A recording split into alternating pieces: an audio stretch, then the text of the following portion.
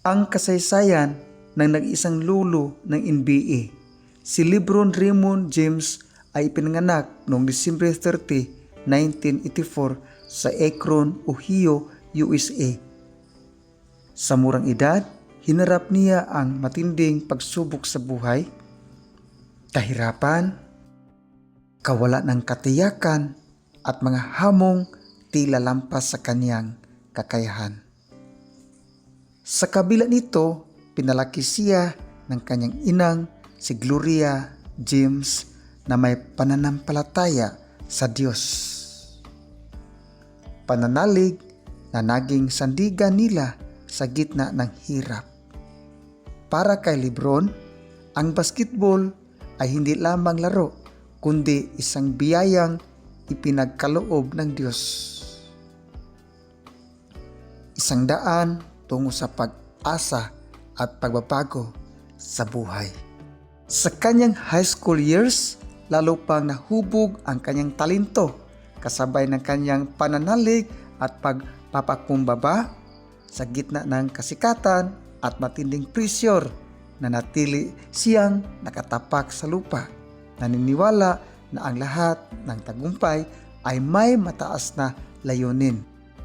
Noong 2003, siya ang unang napili sa NBA draft ng Cleveland Cavaliers, isang patunay na ang tiyaga na sinamahan ng pananampalataya ay nagbubunga ng tagumpay.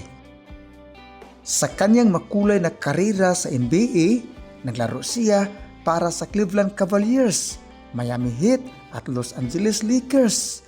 Nakamit niya ang maraming MVP awards at NBA championships. Ngunit higit sa mga tropiyo, lagi niyang kinikilala na ang kanyang lakas, talento at tagumpay ay mula sa Diyos.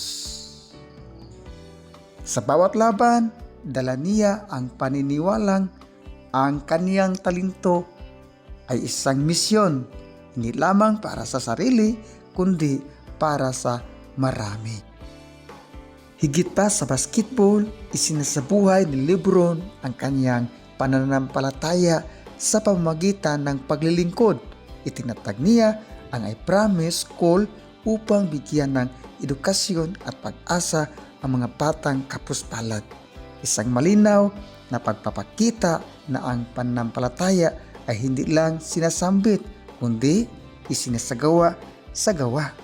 Si LeBron James ay hindi lamang isang alamat ng basketball, kundi isang patunay na kapag pinagsama ang pananampalataya, sipag at malasakit, ang isang taong nagmula sa kahirapan ay maaaring maging ilaw at inspirasyon sa buong mundo.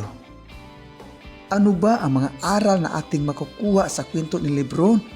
Una, huwag sumuko sa kabila ng kahirapan. Kahit lumaki si LeBron sa kahirapan, hindi niya ginamit ito bilang dahilan para tumigil.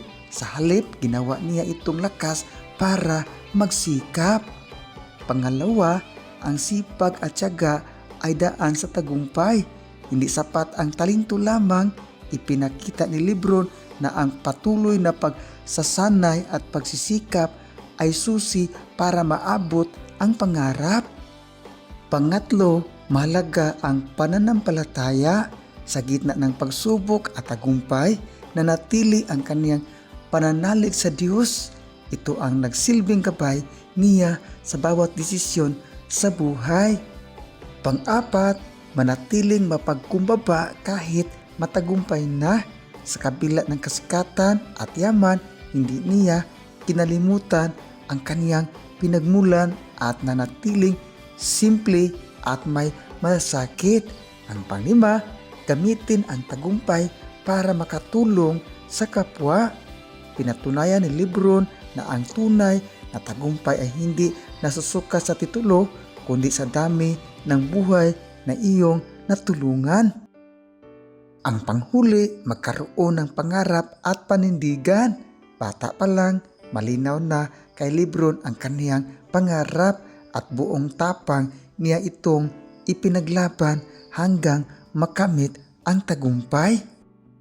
Para sa atin, Ang kwento ni Lebron James ay paalala na huwag tayong susuko sa mga pagsubok na ating daraanan sa buhay. Sa halip na paghinaan ng loob, gawin natin itong lakas upang magpatuloy, magsikap at maniwala sa sarili at sa Diyos. Sa bawat hirap at hamon, may aral at pag-asang naghihintay kung tayo ay nagtitiis at patuloy na lalaban. Dahil ang tagumpay ay hindi madaling makuha, mahalagang matuto tayong magtiyaga at huwag susuko. Sa bawat pagsubok ng ating pinagdaraanan, lagi nating tandaan na may gantimpalang naghihintay sa huli para sa mga taong patuloy na lumalaban at nanatiling matatag.